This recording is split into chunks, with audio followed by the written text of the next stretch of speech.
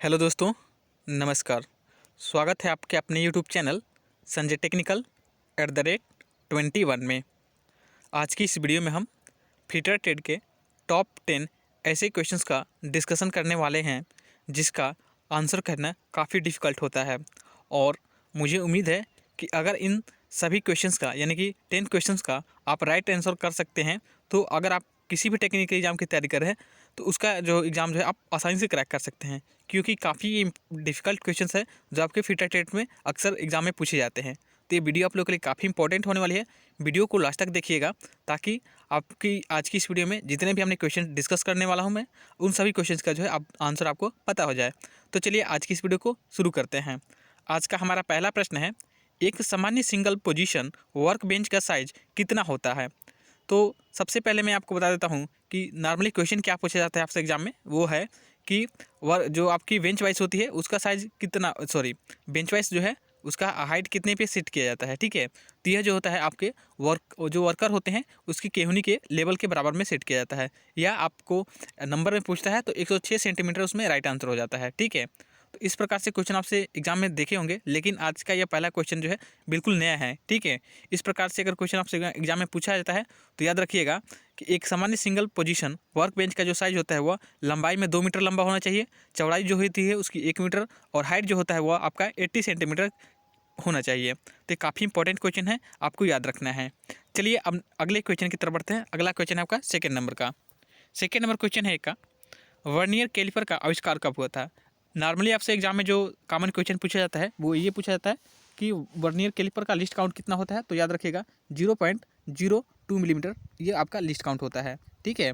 और इसके कुछ पार्ट से नाम से पूछे जाते हैं, इसके मटेरियल से नाम के बारे में पूछा जाता है कि वर्नियर कैलिपर का जो है किस धातु से बनाया जाता है, ठीक है। लेकिन ये काफ़ी इंपॉर्टेंट क्वेश्चन है, आपसे एग्जाम में कभी पूछ सकता है कि वर्नियर कैलिपर का आविष्कार कब हुआ था। तो याद रखिएगा जो वर्नियर कैलिपर का आविष्कार है वह 1630 ईस्वी में पैरी वर्नियर, यह जो थे एक फ्रांस के गणितज्ञ थे, इन्होंने 1630 ईस्वी में वर्नियर कैलिपर का आविष्कार किया था। तो ये काफ़ी इंपॉर्टेंट क्वेश्चन है, आप इसको याद रखिएगा।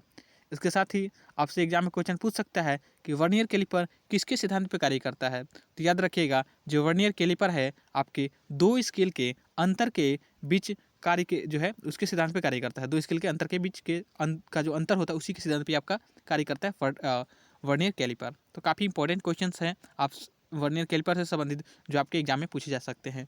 चलिए अगले क्वेश्चन की तरफ बढ़ते हैं। अगला क्वेश्चन है आपका, गैंग ड्रिलिंग मशीन में कितने स्पिंडल्स होते हैं? तो याद रखिएगा जो गैंग ड्रिलिंग मशीन होती हैं इसमें 2 से लेकर के 8 स्पिंडल जो है हम एक ही साथ में सेट कर सकते हैं, ठीक है।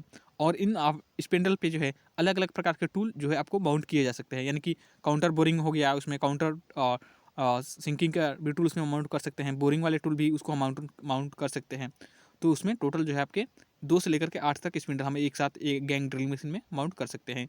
और इनका मुख्यतः जो प्रयोग जो होता है वो आपके मास प्रोडक्शन शॉप में किया जाता है, यानी कि मास प्रोडक्शन में आपका किया जाता है गैंग ड्रिल मशीन का प्रयोग। तो ये भी काफ़ी इंपॉर्टेंट क्वेश्चन है, इस प्रकार के एग्जाम में क्वेश्चन आपको देखने को मिलेंगे। चलिए अब अगले क्वेश्चन की तरफ बढ़ते हैं। अगला क्वेश्चन आपका 4th नंबर का, किसके द्वारा हमें संभावित खतरे का पता चलता है?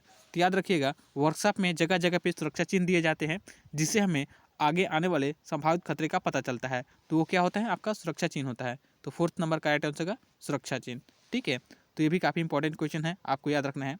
चलिए अब अगले क्वेश्चन की तरफ बढ़ते हैं। अगला क्वेश्चन है आपका 5 नंबर का।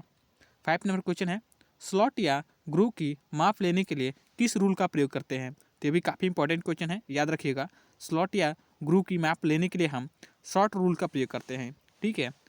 और कुछ कॉमन क्वेश्चन जो आपके रूल से संबंधित पूछे जाते हैं वो मैं आपको बता देना चाहता हूँ। जैसे कि सबसे पहला क्वेश्चन आपसे एग्जाम में पूछा जाता है वो ये है कि स्टील रूल किस धातु के बनाए जाते हैं? तो याद रखिएगा स्टील रूल जो होते हैं आपके स्टेनलेस स्टील, ठीक है, यानी कि एसएस के बनाए जाते हैं। अब इसके बाद आपके इसकी लिस्ट काउंट पूछा जाता है कि स्टील रूल का अल्पतमांक कितना होता है या लिस्ट काउंट कितना होता है। तो याद रखिएगा 0.5 मिलीमीटर जो होता है आपका स्टील रूल का लिस्ट काउंट होता है, ठीक है। और एक काफ़ी जो है फेमस क्वेश्चन आपसे स्टील रूल से संबंधित पूछता है कि पैटर्न मेकर के द्वारा किस रूल का प्रयोग किया जाता है। तो याद रखिएगा जो पैटर्न मेकर होते हैं वह श्रिंक रूल का प्रयोग करते हैं, ठीक है। Shrink sorry sorry please shrink rule, SHRINK shrink rule, ठीक है। श्रिंक रूल का प्रयोग कौन करता है? पैटर्न मेकर, ठीक है। पैटर्न जो मेकर होते हैं वो आपके श्रिंक रूल का इस्तेमाल करते हैं। तो ये काफ़ी इंपॉर्टेंट क्वेश्चन है। इस प्रकार के क्वेश्चन जो है आपके रूल से संबंधित एग्जाम में पूछे जाते हैं। तो चलिए अब अगले क्वेश्चन की तरफ बढ़ते हैं। अगला क्वेश्चन है आपका, हेवी ड्यूटी के लिए किसका प्रयोग किया जाता है? तो याद रखिएगा गया, पावर ट्रांसमिशन करते समय हेवी ड्यूटी लोड को ट्रांसफर करने के लिए, यानी कि हेवी लोड को ट्रांसफर करने के लिए हम वायर रोप का प्रयोग करते हैं। ठीक है, तो ये भी काफ़ी इंपॉर्टेंट क्वेश्चन है। वायर रोप आपके इसमें राइट आंसर हो जाएगा। ठीक है, जो वायर होते हैं ये मुख्यतः आपके जो मनीला वायर होता है, ये आपसे जो अधिकतर जो होते हैं, ये क्वेश्चन आपसे पूछा जाता है कि कौन सा जो ऐसा जो है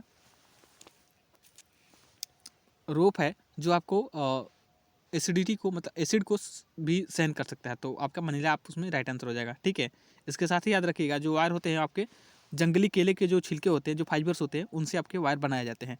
तो ये काफ़ी इंपॉर्टेंट क्वेश्चन है, आपको इसको याद रखना है। अगला क्वेश्चन है आपका 7 नंबर का, वर्टिकल पोजीशन में किस रिड्यूसर का प्रयोग किया जाता है?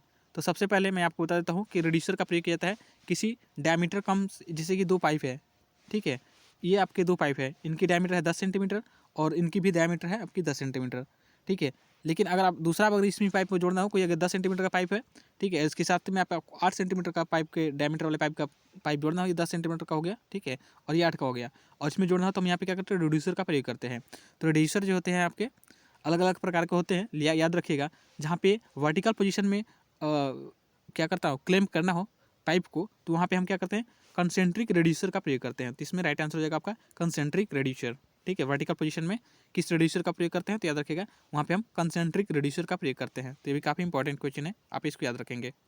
चलिए अब अगले क्वेश्चन की तरफ बढ़ते हैं। अगला क्वेश्चन है आपका 8 नंबर का, राइट आयरन में कितने प्रतिशत कार्बन होता है? तो ये भी काफ़ी इंपॉर्टेंट क्वेश्चन है और कई सारे एग्जाम में बार बार क्वेश्चन रिपीट होता है। तो याद रखिएगा, राइट आयरन में जो कार्बन की परसेंटेज मात्रा होती है वो होती है 0.002 से लेकर के 0.003% तक। ठीक है, तो ये भी काफ़ी इंपॉर्टेंट क्वेश्चन है, आप इसको याद रखेंगे। अगले क्वेश्चन की तरफ बढ़ते हैं। अगला क्वेश्चन है 9 नंबर का, फ्लाई प्रेस किसके द्वारा चलाई जाती है? तो ये भी काफ़ी इंपॉर्टेंट क्वेश्चन है, आप इसको याद रखेंगे कि फ्लाई जो प्रेस होती है वो आपके मैनुअल चलाई जाती है, यानी कि हाथ से चलाई जाती है। तो भी काफ़ी इंपॉर्टेंट क्वेश्चन है, आपको एग्जाम में इस प्रकार के क्वेश्चन भी देखने को मिलेंगे। अगले क्वेश्चन की तरफ बढ़ते हैं।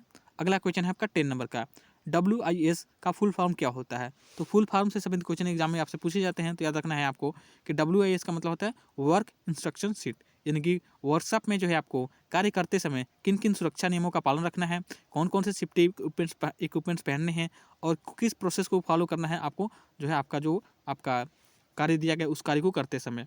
तो ये सभी जो इन्फॉर्मेशन होती है ये आपके WIS में मेंशन की रहती है। तो भी काफ़ी इंपॉर्टेंट क्वेश्चन है, आप इसको याद रखिएगा। WIS का फुल फॉर्म होता है वर्क इंस्ट्रक्शन शीट। ठीक है, तो ये आज की इस वीडियो में हमने जो टॉप 10 क्वेश्चन थे जो फिटर टेट से अक्सर आपसे एग्जाम में पूछे जाते हैं, ये आपके आने वाले एग्जाम में पूछे जाएंगे, उन सभी क्वेश्चंस का डिस्कशन मैं आज की वीडियो में आप लोगों के साथ में किया हूं। और वीडियो को लास्ट तक देखने के लिए आपका बहुत बहुत धन्यवाद। वीडियो पसंद है तो प्लीज़ वीडियो को लाइक कर, चैनल पे पहली बार विजिट करें तो चैनल को सब्सक्राइब कर लीजिएगा, ताकि हमारी आने वाली वीडियो का अपडेट आपको मिलता रहे। आज की इस वीडियो में इतना ही, मिलते हैं नेक्स्ट वीडियो में, तब तक के लिए धन्यवाद और जय हिंद।